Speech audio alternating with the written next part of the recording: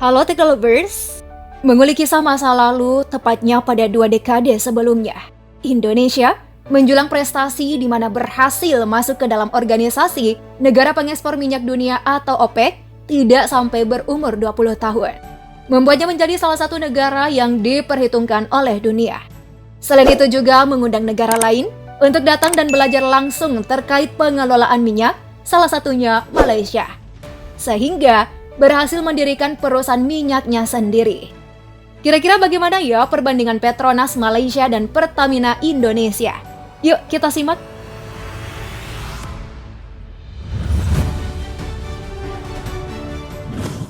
Dilansir website official mereka, Indonesia berhasil mendirikan perusahaan minyak nasional. Biasanya kita sebut Pertamina, tepatnya tanggal 10 Desember di tahun 1957. Telah mengalami perubahan nama dari perusahaan negara Pertamina, PN Pertambangan Minyak dan Gas Bumi Negara, hingga akhirnya menjadi PT Pertamina Persero. Bukan hanya nama, perusahaan yang bergerak di bidang energi ini juga pernah mengalami perubahan visi sehingga dinilai dapat memperluas jangkauan usaha. Sedangkan perusahaan minyak negara milik Malaysia bernama Petroleum Nasional Berhad didirikan sejak 17 Agustus tahun 1974. Sebelum memutuskan untuk mendirikan Petronas, Malaysia telah menjalin kerjasama dengan beberapa perusahaan, salah satunya dengan Shell dari Belanda dan Exxon dari Amerika. Kedua perusahaan tersebut diberikan hak untuk mengambil dan mengolah minyak bumi Malaysia. Diharuskan membayar royalti minyak dan pajak sebagai kompensasinya hingga beberapa saat. Sampai akhirnya Malaysia memutuskan untuk mendirikan badan usaha sendiri.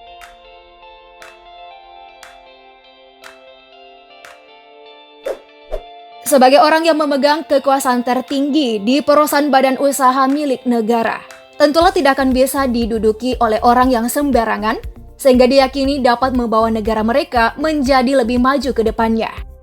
Saat ini Petronas milik Malaysia dipimpin oleh Tengku Muhammad Taufik.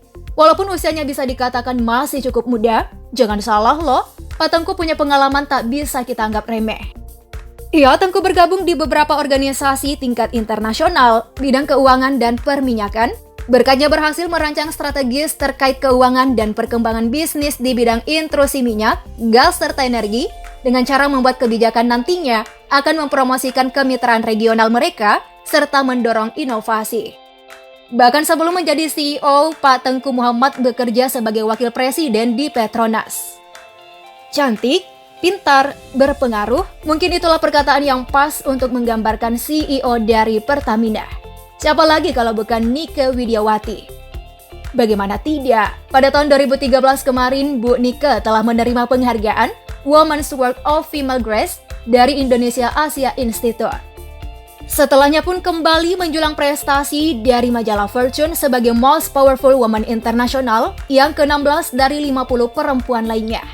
Bahkan di tahun 2021 kembali meraih penghargaan Asia Pacific Women Empowerment Principles dalam kategori Leadership Commitment. Wanita yang kerap disapa Nike telah memulai karirnya sejak berusia 21 tahun, memiliki jenjang karir yang cukup panjang. Beberapa perusahaan yang sempat Nike bekerja dari Bank Danamon, PT Rekayasa Industri, Mega Eltra, BUMN, PLN hingga berakhir di PT Pertamina Persero. Sebelum menjabat sebagai Direktur Utama, Bu Nike diamanahi sebagai Direktur Sumber Daya Manusia dan Pelaksana Tugas Direktur Logistik, Rantai Pasokan dan Infrastruktur.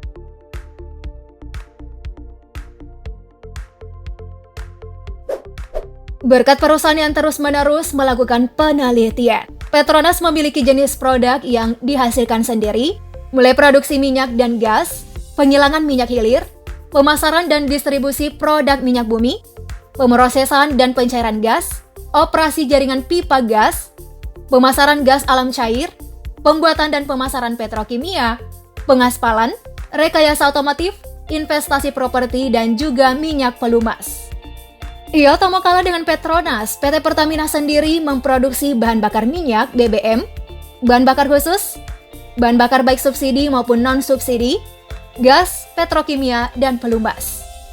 Sementara untuk produk non-BBM sendiri, Pertamina menjual LPG, parakselin, bensin, green coke, aspal, solvent series SBPX, Laos, Solpi, Minerex, Minasol, Smooth Fluid, Lube Oil Base atau ISVS, VCBS, XDO, dan Paraffinic Oil.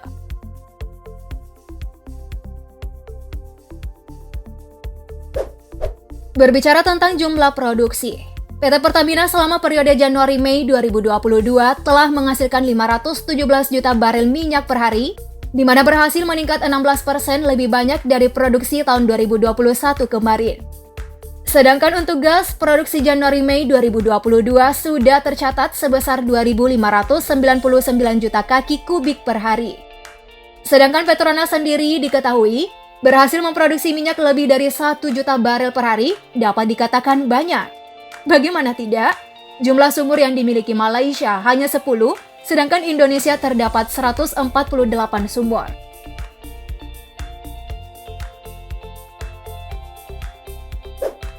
Walaupun jumlah produksi yang dimiliki Petronas lebih sedikit, tapi untuk profitnya sendiri tidak main-main loh. Dilansir Fortunes, Petronas berhasil mendapatkan pendapatan sebesar 42,562,5 miliar US dollar, sedangkan Pertamina berhasil mencatatkan pendapatan sebesar 57,51 miliar US dollar. Selain profit, hal yang penting kita bahas juga tentang aset. Jumlah aset Petronas tercatat sebesar 635 miliar ringgit Malaysia atau setara dengan 2.113,87 triliun rupiah.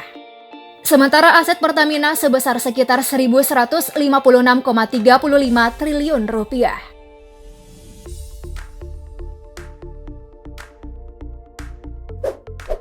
Dilansir Fortune, PT Pertamina di bawah kepemimpinan wanita yang baru mendapatkan penghargaan Leadership Commitment se-Asia Pasifik berhasil membawa perusahaan BUMN menjadi satu-satunya yang masuk ke dalam 500 Fortune.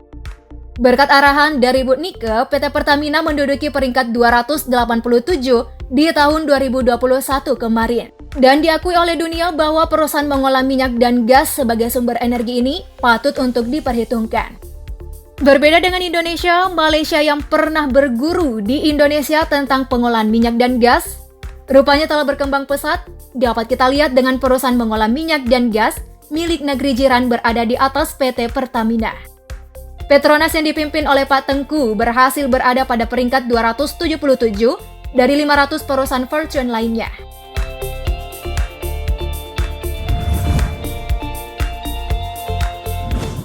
Gimana Tech Lovers? Itulah tadi perbandingan keduanya. Rupanya Petronas sudah semakin melangkah ke depan. Menurut kamu kapan nih Pertamina Indonesia bisa lebih unggul?